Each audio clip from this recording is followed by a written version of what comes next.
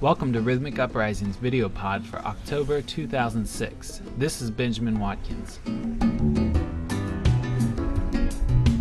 This past month, co-producer Paulo Rog&eacute Nunes and I joined forces with videographer and media activist Eliciana Liz to film the interviews still needed to make our film complete.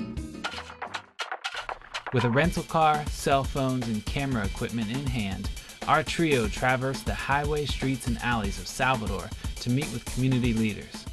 Within just 9 days, we captured 15 hours of inspiring voices from Bahia's youngest and oldest social heroes.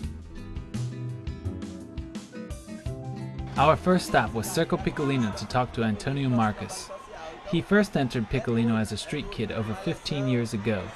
Today, he works there full-time as an instructor, mentor, and performer.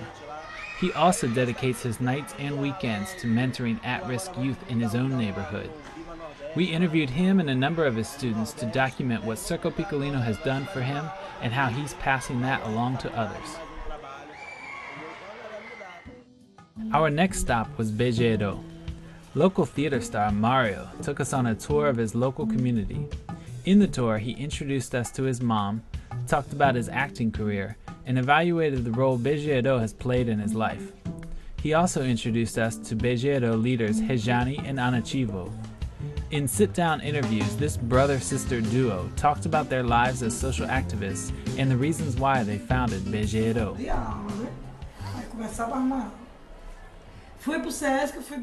Next on the list was DiD&aacute. There, apprentice drummer Mariana spoke to us about her experience within the DiD&aacute family and how it's currently shaping her as a young adult. She then took us on a tour of the premises and talked about some of DiD&aactute's newest fundraising initiatives, including a restaurant and gift store. Afterwards, we visited with DiD&aacute President Vivian to give her some iMovie pointers and do another interview with her about DiD&aactute's increasingly prolific role in women's lives in Bahia. Later in the week, during a live performance of DiD&aactute's Banda Feminina, we took the opportunity to interview drummer Adriane. She spoke about growing up black in Bahia and how groups like IACANNE and DiD&aacute helped give her the pride and perspective she needed to enter college and become a radio producer.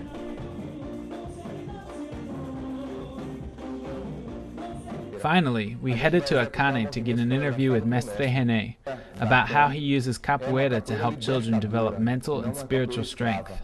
We also had a great interview with his daughter and lifetime capoeira artist Chris, who talked about capoeira, African heritage, and femininity in Bahia.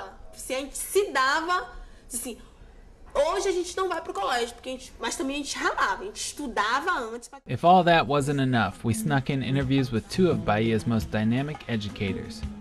Education coordinator and Afro-Brazilian historian Vanda Machado talked about the importance of groups like DiD&aacute and Bej&eacute in the role of educating black youth about African values and history.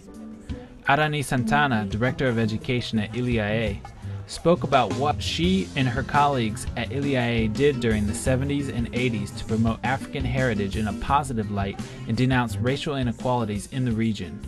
She explains how she and her friends birthed much of what's going on in today's movement.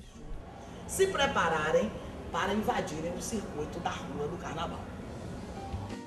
you can see we've got incredible people saying powerful things.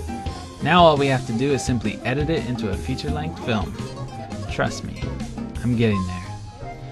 Thanks for watching, and please ask your friends to sign up for these updates through our website at www.rhythmicuprising.org.